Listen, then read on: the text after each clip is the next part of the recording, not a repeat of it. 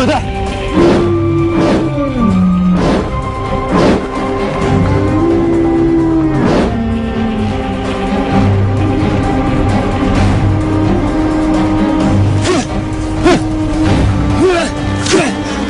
Wag!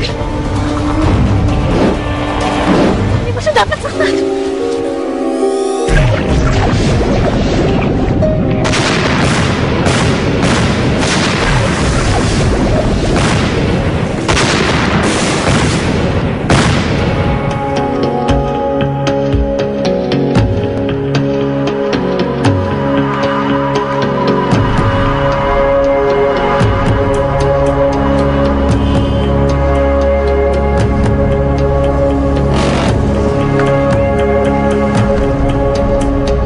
Napakatigas ng iyong ulo. Hindi ka na dapat nakialam. Muntik mo nang saktan ng Kimarus. Kaya siya'y lalong nagalit. You don't even know how to use this word. Como que você quer lutar? Eu falei pra você que era perigoso. Nais mo rin pala siyang paamuin. Bakit mo siya kailangan saktan? Marami ka pang hindi alam sa Kimarus. A fraqueza está no coração dele. Oras natusok ng espada, ang puso niya, mahihina siya. Ngunit siya'y mamamatay. Nagamutin ng luha niya ang kanyang sugat. Quando as lágrimas dele tocaram no coração dele, hindi lamang ang sugat ang magagamot, pati din kanyang banggis. Huwag na ho kayo mag-alala, Aling Matilda. Mahanap din natin si Grizilda. Salamat, Eric. Napakabuti mo sa akin. Si Grizilda ho, tinuring na parang tunay na lola si Lola Tisay. Kaya po, hindi mahirap para sa akin na ituring kayo parang tunay na ina. Kung ika'y hindi kakasal, iisipin kong may pagtingin ka sa aking anak. Ngunit marahil ganito ka lamang makibagay sa iyong mga kaibigan. O siya, umuwi ka na at magpapahinga na ako. Marahil hinahanap ka na rin ng lolo't lola mo. Sige po. Sige. Salamat muli.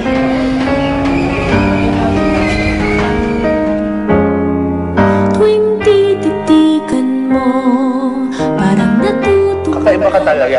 Kahit ano talaga gagawin mo para sa tao mahal mo. Tama ka. Lahat ay gagawin ko para sa aking iniibig. Para sa'yo. Hindi ko alam ano pa to. Tila nahuhulog sa'yo. Bakit lumulukso ang puso ko kapag nariyan ka na? Hindi ko alam. Sana bumalik ka na, Grizilda. Miss na kita. Sa tuwing kausap ka'y nanginginig. Ang tawag nga pa rito'y pag-ibig. Baka namang kahawig lang ni Matilda yung nakita mo. Siguro nga, Nick. Ang hirap naman kasi palagi mo iniisip si Matilda. Siguro sumasakit ang ulo nung kaiisip mo sa kanya.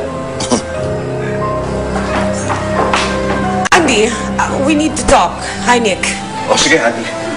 Sige, Nick. Ikaw na lang tayo. Sige. Ikaw. Yeah. Sige. Bye. Sige, bye-bye.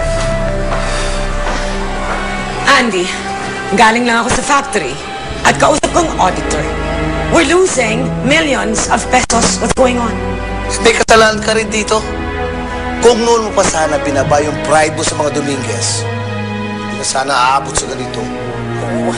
Wait a second, Andy! Mom! What? Dapat hindi niyo na ito pinag-aawayan eh. Mom, remember, we still have Eric. We can do something about it. What are you suggesting? Bakit hindi tayo bumalik sa original plan natin? Gamitin natin si Eric to manipulate ang mga Dominguez. Kapag nakuha na natin yung contacts at suppliers nila, saka natin sila papagsakin.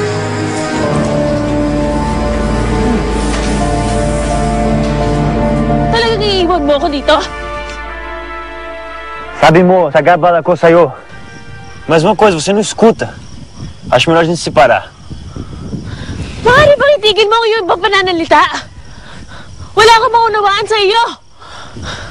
At saka wala kang utang na loob. Baka nakakalimutan mo. Iniligtas ko ang iyong buhay. I have also saved your life from the Kimarus. Patas na tayo, kaya wala nga akong utang na loob sa'yo. Daí você se vira sozinho agora.